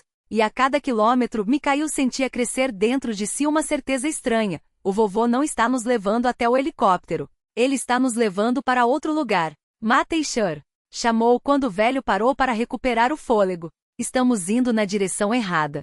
O helicóptero fica a oeste desta clareira, mas nós estamos indo para leste. Petróleo Matievich semicerrou os olhos, varrendo o horizonte como se consultasse uma bússola interna. Sei onde estou indo, Mikaila. Confie no velho. Mas havia algo errado em sua voz, em seus gestos. Era como se ele, propositalmente, fizesse curvas desnecessárias, confundisse os rastros, os afastasse do objetivo. Até que Mikhail entendeu, estamos perdidos.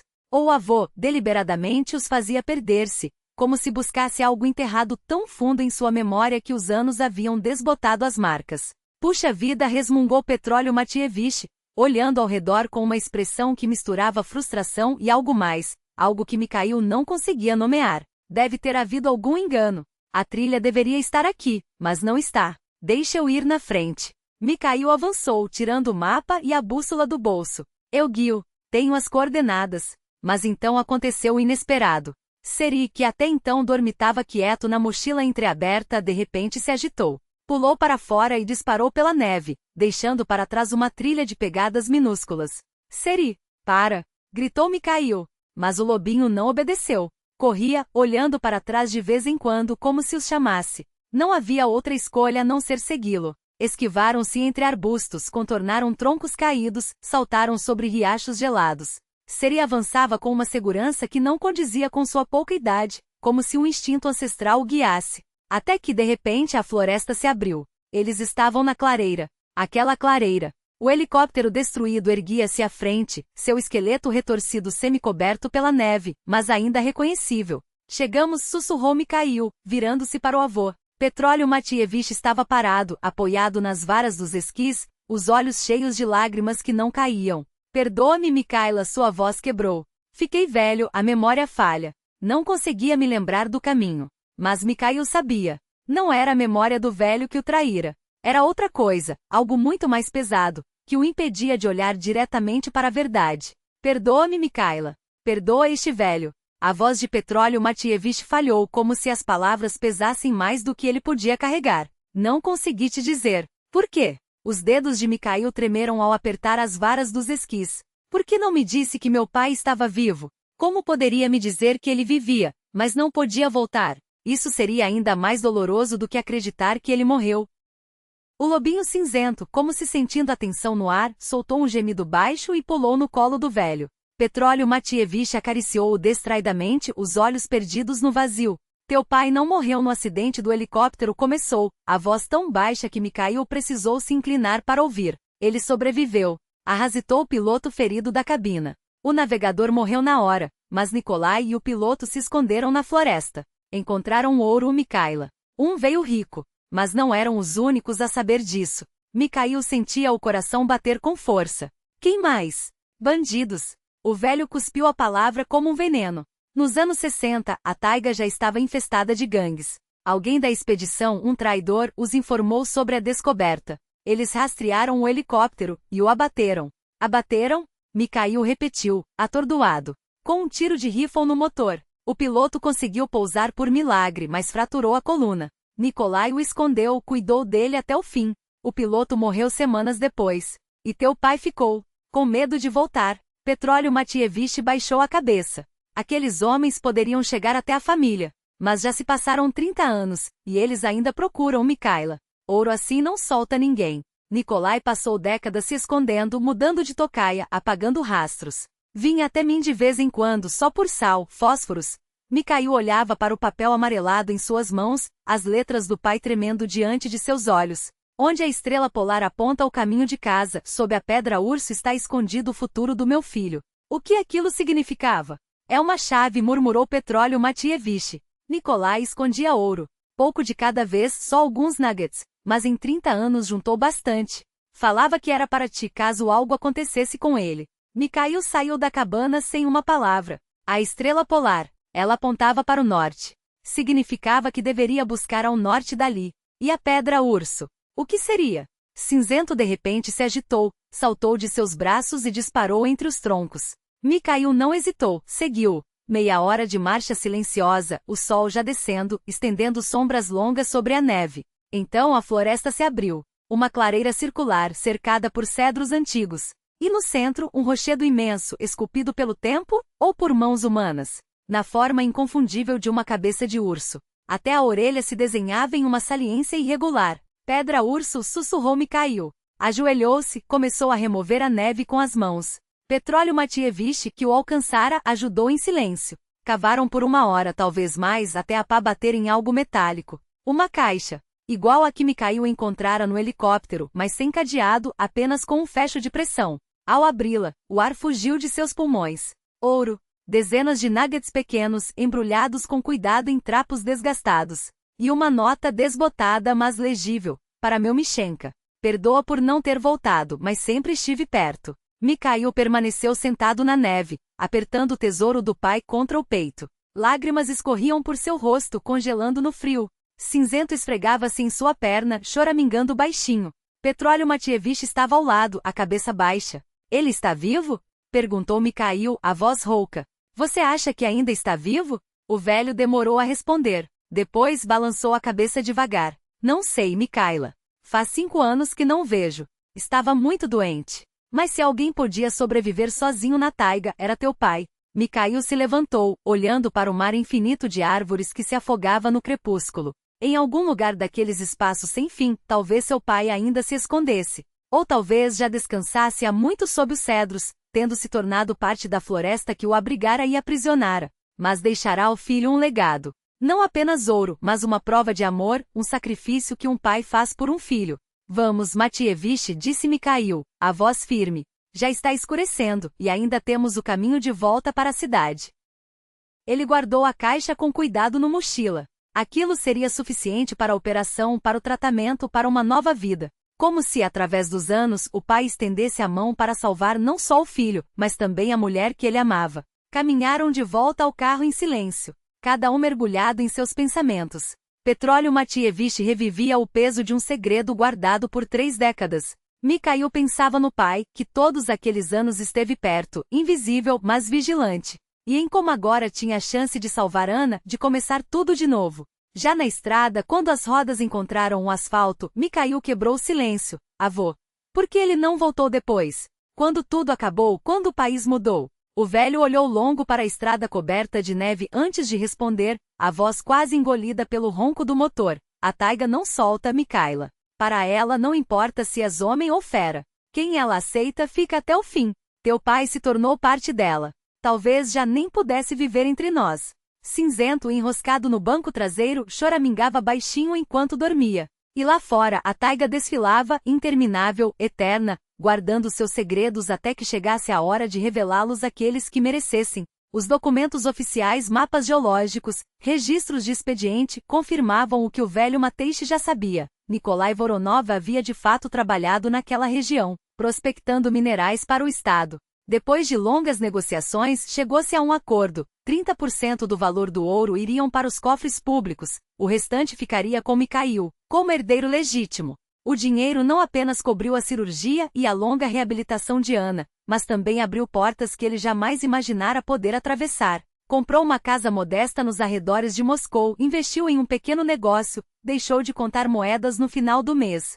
Pela primeira vez em anos, Mikhail sentiu o chão firme sob os pés, não a areia movediça da Rússia pós-perestroika, onde cada passo podia afundá-lo, mas uma base sólida, construída com suor, sorte e o ouro escondido nas entranhas da taiga. A clínica em Moscou brilhava com uma esterilidade quase irreal, como se a dor pudesse ser varrida junto com os germes. Anna jazia na maca pálida, os olhos fechados, já preparada para a cirurgia. Mikhail sentou-se ao seu lado, os dedos entrelaçados aos dela, frios como gelo.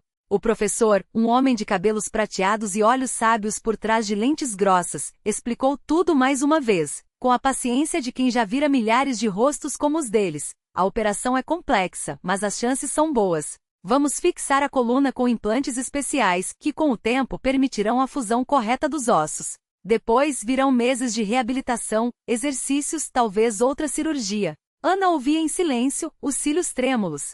Não tenha medo, murmurava Mikhail, acariciando seus dedos inertes. Vai dar tudo certo. Ela abriu os olhos e o encarou com uma confiança que lhe cortou a respiração. Eu não tenho medo, disse, a voz frágil, mas firme. Se algo der errado, pelo menos saberei que alguém tentou me salvar, que não estou sozinha. Ele se inclinou, os lábios quase tocando sua testa. Você nunca mais estará sozinha. E então, como se as palavras tivessem vida própria, escapou: Ana, quero que você seja minha esposa. Não por pena, mas por amor. Se aceitar. Ela o olhou por um longo instante, como se o visse pela primeira vez. Depois, um sorriso tímido iluminou seu rosto. Isso é um pedido de casamento.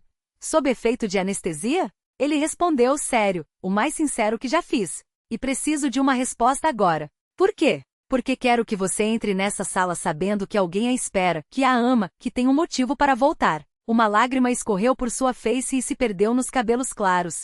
Sim, ela sussurrou. Agora não tenho medo de não acordar. Tenho um motivo para viver.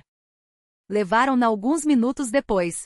Mikhail ficou no corredor, afundado em uma cadeira de plástico duro. 8 horas. Era o tempo que a operação duraria. 8 horas entre o passado que os havia esmagado e o futuro que ainda era uma promessa frágil. Ele fixava o olhar na parede branca à sua frente, pensando no pai. 30 anos de solidão na taiga protegendo-o à distância, em Petróleo Mateixe, que guardara o segredo para poupar o menino de mais uma dor na mãe, que morrera sem saber que o marido ainda respirava. E nas finas linhas invisíveis que uniam pessoas através de anos e quilômetros, tecendo destinos de forma que nem o acaso nem a lógica conseguiam explicar. Foi nesse emaranhado de vidas que Ana apareceu, a mulher que o ensinou a sentir de novo, que agora estava deitada numa mesa de operação, confiando sua coluna quebrada às mãos de estranhos. Volte para mim, pedi em silêncio. Volte e construiremos uma vida nova. Juntos. Os dias após a cirurgia se fundiram em um corredor interminável de dor, esperança e vigília. Ana estava fraca, mas se agarrava à vida com uma teimosia que deixava os médicos admirados. Sorria através da exaustão, brincava com as enfermeiras, suportava sessões de fisioterapia sem uma queixa. Como sinto falta do cinzento, dizia, olhando pela janela do hospital para uma primavera moscovita que lhe era estranha. Será que ele está caçando os gatos do vizinho no quintal do Mateixe? Mikhail sorria. O velho escreveu que já pegou 3. Quase o lincharam. Sangue de lobo, o que fazer? Ana suspirava, e seus dedos se contraíam em punhos brancos sobre o lençol. E a taiga? Como está a taiga? O Mi já acorda. Em breve tudo vai esverdear, florescer. Você vai ver. Em junho, começaram os primeiros exercícios sérios. Ana cerrava os dentes enquanto o fisioterapeuta manipulava seus músculos atrofiados. Chorava de dor às escondidas à noite, achando que ele não ouvia. Mas Mikhail ouvia. E cada gemido partia seu peito, porque não havia como tomar aquela dor para si. Até agosto, ela já conseguia ficar em pé, apoiada em barras paralelas, as pernas finas tremendo, mas sustentando seu peso. Ele via o esforço estampado em seu rosto, o suor na testa, o lábio mordido até sangrar, a determinação desesperada nos olhos. Mais um pouco o incentivava. Você está conseguindo. Ela apenas assentia, economizando forças. Cada centímetro daquele caminho era uma batalha, e palavras de conforto soavam vazias diante do preço que pagava. Outono e inverno se passaram no centro de reabilitação. Moscou do lado de fora das janelas, ora se afogava em ouro e vermelho, ora se enterrava sob a neve. Eles viviam em sua própria bolha, onde o único objetivo era avançar, mesmo que fosse 1 milímetro, mesmo que fosse através da dor. Ana passou por uma segunda cirurgia, depois por uma terceira, menos invasiva, mas igualmente crucial. Os médicos falavam de progresso, mas advertiam. Reabilitação depois de um trauma assim é uma maratona, não um sprint. Cada corpo responde de um jeito. Na virada do novo milênio, sentaram-se juntos no pequeno quarto do alojamento do centro. O jantar festivo era uma bandeja com frango grelhado comprado na mercearia da esquina e uma garrafa de espumante barato. Ana, incomumente solene em um vestido azul simples, ergueu o copo pelo novo milênio, para que fosse melhor que o anterior. Por nós, respondeu Mikhail. Por estarmos juntos. Na televisão, a Praça Vermelha explodia em fogos de artifício, multidões gritavam, abraçavam-se. Eles, porém, permaneciam de mãos dadas, cada um mergulhado em seus pensamentos, no passado que não o soltava, no presente tão frágil, no futuro que precisavam escolher acreditar. Se não, para que tudo isso? Em fevereiro, Ana deu os primeiros passos sozinha, apenas 3, da cama até a cadeira, mas sem apoio, sem ajuda. Chorou de alegria quando conseguiu. Mikhail a abraçou e seus próprios olhos ardiam. Eu sabia. Sempre soube que você ia conseguir. Até abril, ela já caminhava pelo corredor, apoiada em uma bengala. Devagar e incerta, mas caminhando.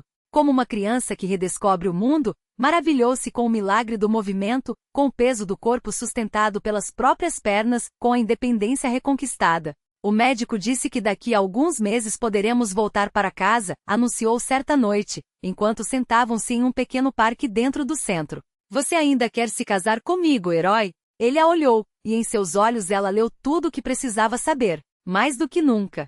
Quero viver contigo toda a vida que temos pela frente, sussurrou ele com a voz rouca de emoção. Ela sorriu daquele jeito especial, único daqueles que passaram por provações reais e saíram dela sem perder a humanidade. Eu também te amo e estou pronta para percorrer esse caminho contigo, seja ele qual for. Seus lábios se encontraram no primeiro beijo verdadeiro, não um gesto furtivo, não um toque passageiro, mas um abraço consciente, carregado da compreensão plena daquele momento. Foi um beijo depois de uma longa jornada, depois de um ano de luta pela vida e pelo amor. Um beijo que uniu duas solidões em um só destino. Lá longe, a milhares de quilômetros dali, a taiga siberiana rugia em seu silêncio majestoso. O vento dançava entre as copas dos cedros centenários. A água do rio desgastava as pedras. Animais selvagens seguiam suas trilhas. E talvez, no meio daquele imenso vazio, vivesse um eremita, sem saber que seu ouro não só salvara o filho, mas também a mulher que ele amava. Que o círculo se fechará. Que o sacrifício não fora em vão. Enquanto isso, no centro de reabilitação de Moscou, dois corpos se abraçavam, os olhos perdidos no céu, onde as nuvens se transformavam em figuras fantásticas. Ambos sabiam que a volta estava próxima. Para a taiga, para o avô Piotr, para o lobinho domesticado, para uma vida que agora seria diferente, porque às vezes os milagres se tornam realidade. Precisamos apenas acreditar e não desistir, disse Ana fitando-o. Para casa? Para casa, confirmou Mikhail com um aceno firme. A taiga os esperava.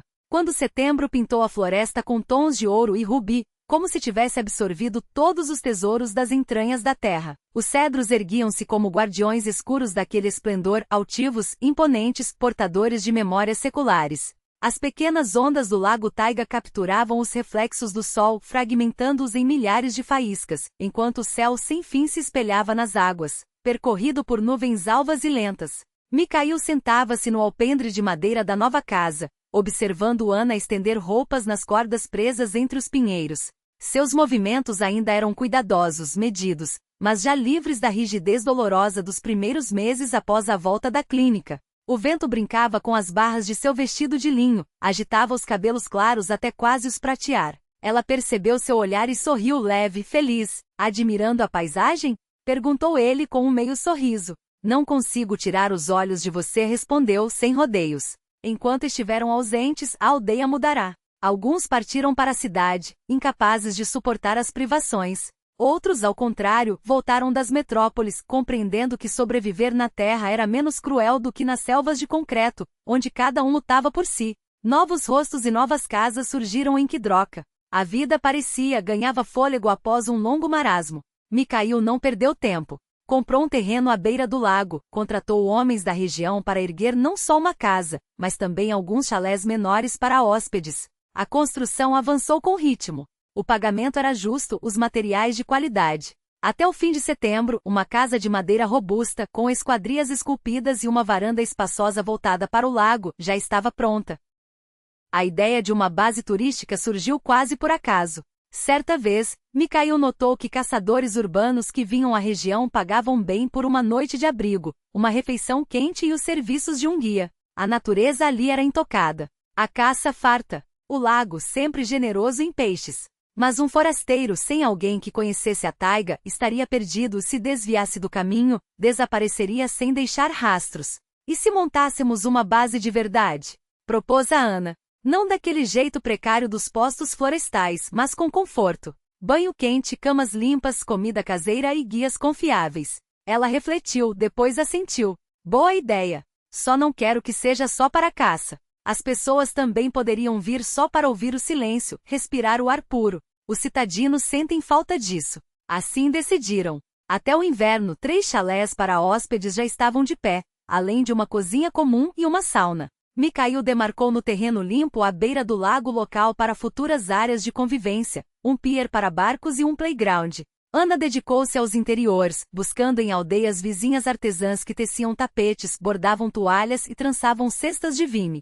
Cada cômodo ganhou um toque autêntico da taiga, nada de enfeites industriais, nada que destoasse daqueles lugares. Era como se a própria floresta adentrasse as paredes, através do cheiro de resina dos cedros, dos ícones no canto vermelho, dos maços de ervas pendurados para perfumar o ar. Vamos chamar de Kedrovka, disse Ana, quando chegou a hora de fazer a placa. Em homenagem à nossa aldeia e à ave que ajuda o cedro a se reproduzir. Ela voltou a lecionar, organizando uma pequena biblioteca na base e promovendo encontros com as crianças locais para ler os clássicos russos. Mikhail observava o brilho em seus olhos quando falava de Pushkin ou Lermontov e a cada vez se apaixonava por ela como se fosse a primeira. Piotr Matveyev também encontrou seu lugar. Apesar dos 78 anos, o velho mantinha a mente lúcida e uma resistência física surpreendente para a idade. Décadas na taiga haviam forjado seu corpo e espírito a ponto de superar homens com metade de seus anos. Tornou-se o principal guia da base, embora evitasse rotas longas. Conhecia cada arbusto, cada trilha nos arredores. Os turistas, especialmente os urbanos, ouviam-no fascinados, enquanto contava histórias sobre a floresta, os hábitos dos animais e as antigas crenças taiga. Seri, que há muito deixará de ser um filhote para se tornar um lobo adulto, transformará-se em uma espécie de atração local. Caminhava livre pela propriedade, deixava as crianças o afagarem, mas mantinha-se desconfiado com estranhos. Dormia aos pés de Ana enquanto ela lia junto à lareira, acompanhava Mikhail nas caçadas, farejando a presa com precisão. Um animal selvagem que reconhecera naquela família humana seu próprio bando, sem jamais perder a dignidade de sua natureza. O casamento aconteceu em fevereiro de 2001, quando a taiga repousava sob um manto de neve e as estrelas pareciam mais brilhantes e próximas.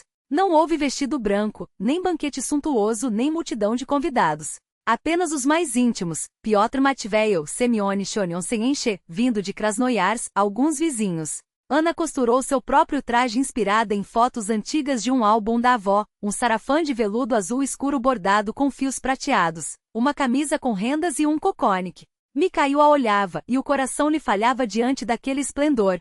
Ela parecia uma boiarda saída de um quadro de Suricol, esbelta de rosto claro, com olhos da cor dos lagos da taiga. Assinaram os papéis na administração rural e depois seguiram para a cabana do avô, onde uma mesa simples os aguardava, tortas caseiras, cogumelos em conserva, colodetes e uma infusão de pinoli. Vivi para ver a felicidade da minha neta, murmurava Piotr Matveyev, enxugando os olhos com a ponta de um lenço bordado. Agora até morrer não tenho medo.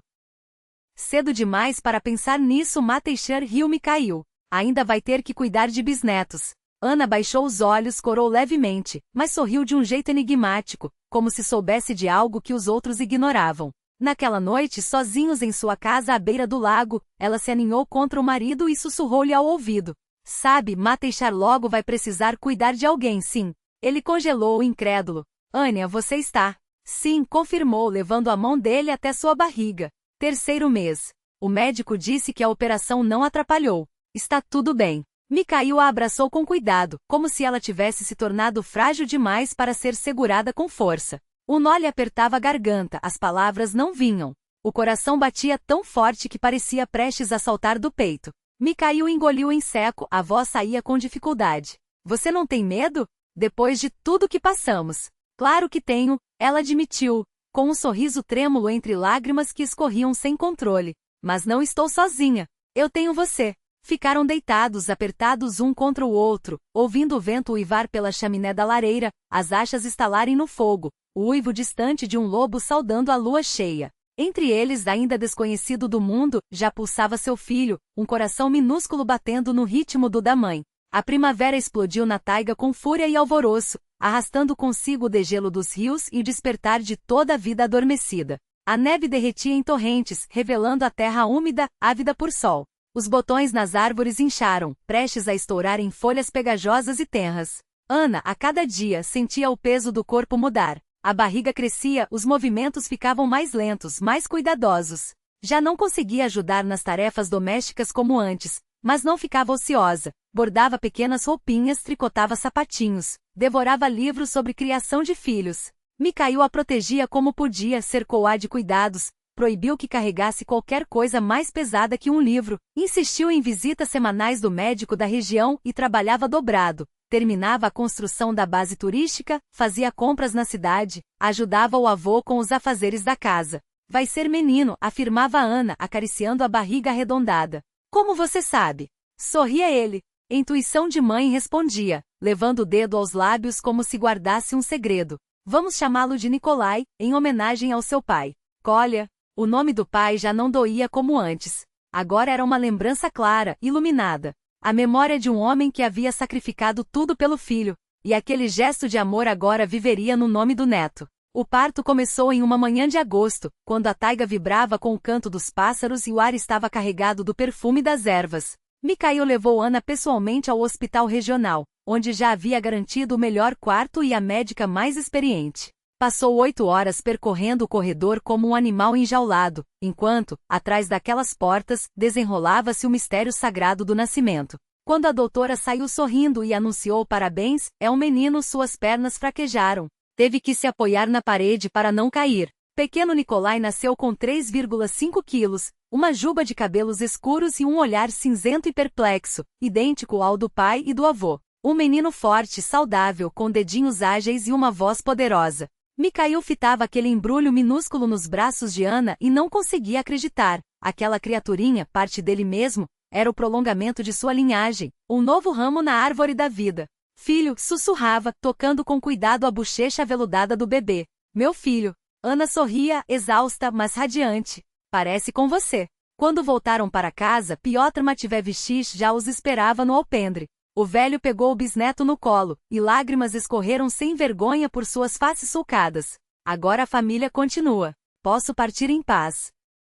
Para onde, vovô? Repreendeu Ana firme. Quem vai levar o Kolya para a taiga? Quem vai contar histórias para ele? Piotr apenas balançava a cabeça, sem tirar os olhos do rostinho do menino. Mikhail via naquele olhar a sabedoria ancestral de quem compreende o ciclo da vida. Era como se o velho guardião da floresta passasse, em silêncio, uma tocha invisível, do bisavô ao bisneto, através das gerações. O tempo depois do nascimento de Kolya passou a fluir de outra maneira, não mais linear, mas em ondas, com noites sem dormir e dias repletos de afazeres e alegrias. A vida ficou, ao mesmo tempo, mais difícil e mais simples, preenchida por um novo propósito. O menino crescia robusto, curioso. Com 8 meses já engatinhava, com 1 ano tentava se erguer apoiado nos móveis. A base turística, por sua vez, ganhou fama entre os amantes do ecoturismo. Visitantes chegavam de Krasnoyarsk, Novosibirsk e até de Moscou, em busca de tranquilidade, pesca ou simplesmente do silêncio da natureza. Os chalés não ficavam vazios nem no inverno.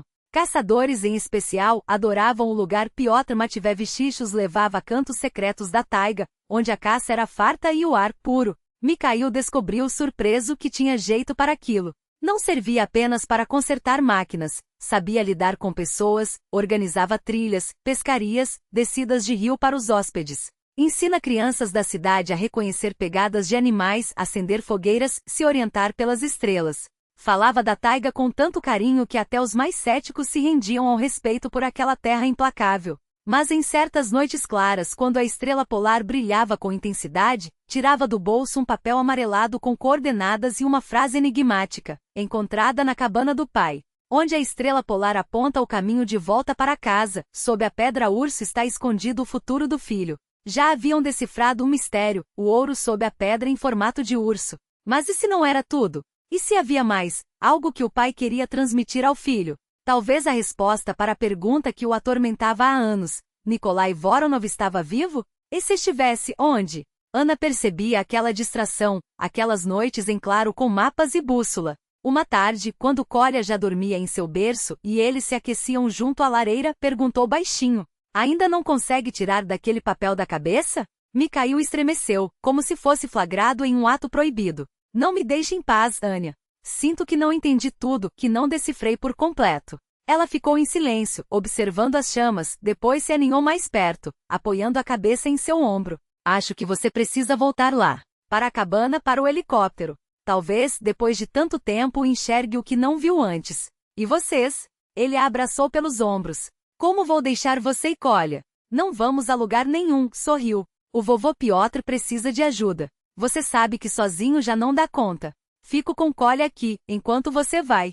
Depois a gente decide o que fazer. Mikhail olhou para ela com gratidão. Ana o compreendia como ninguém. Sabia que ele não teria sossego até encontrar todas as respostas. O inverno de 2003 foi de neve abundante, mas não excessivamente gelado. A taiga vestia-se de branco, pura como uma noiva. Kolya já corria por todos os lados, balbuciava frases curtas, exigia colo para ver os animais que se aproximavam das comedouros perto de casa. Num daqueles dias quando a neve cintilava sob o sol invernal, Mikhail saiu para a varanda com o filho nos braços. O menino, agasalhado em um macacão quente, esticava as mãozinhas para os galhos onde snowbirds inchados se empoleiravam. Papai, passar! Exclamava animado. Uma ave bonita, filho. Sim, respondia rindo. Mikhail apertava contra si aquele corpinho quente, inalava o cheiro dos cabelos do menino, leite, infância, algo indescritivelmente seu. Sentia-se feliz, completamente feliz. Tinha uma esposa amada, um filho, uma casa, um trabalho que trazia alegria e sustento. Tinha Riska, o cão fiel, e Piotr que lhe fora como um pai. O que mais um homem poderia querer? Um pai, murmurou, olhando para o céu estrelado e infinito. Sei que você está por aí, e eu vou encontrá-lo. Não sabia se o pai ainda estava vivo, escondido em algum recanto da taiga, ou se há muito descansava sob os cedros centenários, mas sentia que o vínculo não se rompera. E agora essa conexão se estendia ainda mais longe, até o pequeno Kolya, que se aninhava confiante em seu peito. A busca pelo pai tornará-se a missão de sua vida, uma tarefa que, se não encontrasse respostas, ele mesmo passaria ao filho, porque a taiga guarda seus segredos apenas para aqueles que são dignos de desvendá-los. E Kolya, sangue do sangue, carne da carne de seu avô, tinha mais direito a essa verdade do que qualquer outro. Vamos para casa, filho, sussurrou Mikhail, beijando a face fresca do menino. Sua mãe já deve estar esperando. Da janela, um clarão quente se derramava sobre a neve, trazendo o cheiro de pão recém-assado e o som da voz de Ana, cantando uma canção de ninar. Para casa, onde o universo começava e terminava, onde um novo tipo de felicidade nascia a cada dia. A taiga, imensa e silenciosa, respirava atrás deles, abençoando-os com sua sombra protetora. Ela acolhera o velho geólogo em seus braços, dera uma nova vida a seu filho, revelara seus mistérios ao neto e agora aguardava paciente, pelo bisneto que um dia seguiria o mesmo caminho. O caminho de volta para casa, sempre iluminado pela estrela polar. E você, caros leitores, sentiu-se tocado pela história de Mikhail, um homem que arriscou tudo em nome do amor? Compartilhe seus pensamentos nos comentários. Se essa narrativa ressoou em seu coração, deixe um like e conte a quem você ama. No perfil, você encontrará uma playlist com todas as histórias deste canal. Não deixe de se inscrever para não perder os próximos relatos sobre amor, lealdade e a busca por si mesmo neste mundo tão complexo. Desejamos a vocês saúde forte e dias cheios de luz.